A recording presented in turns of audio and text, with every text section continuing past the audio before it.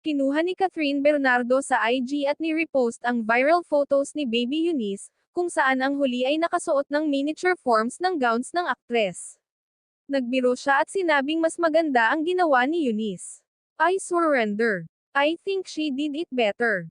Sabi rin ni Kath na sana ay makilala niya si Baby Eunice. Kinopya ni Eunice ang red carpet look ni Kath sa ABS-CBN Ball 2023.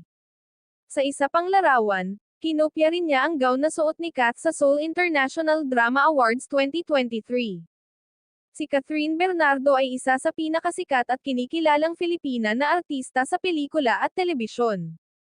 Siya ay itinuturing na isa sa pinakamatagumpay na celebrity dahil sa kanyang mga blockbuster na pelikula.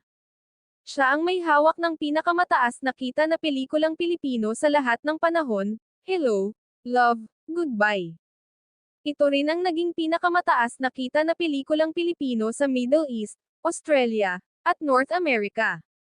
She is currently in a relationship with Daniel Padilla, and she did a lot of hit movies with him. Sa ABS-CBN Ball 2023, kabilang si Catherine sa big stars na dumalo sa event.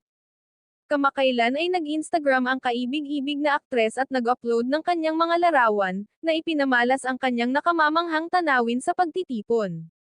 Nakasuot siya ng nakamamanghang Mark Baumgartner na damit na perpektong umakma sa kanyang figura. Isa pa, maraming tao, kasama na ang ilang celebrities, ang bumulwak sa mapang-akit na hitsura ni Kath. Siya ay nakakuha ng maraming papuri para sa kanyang pagganap sa kanyang papel sa pelikula, A Very Good Girl.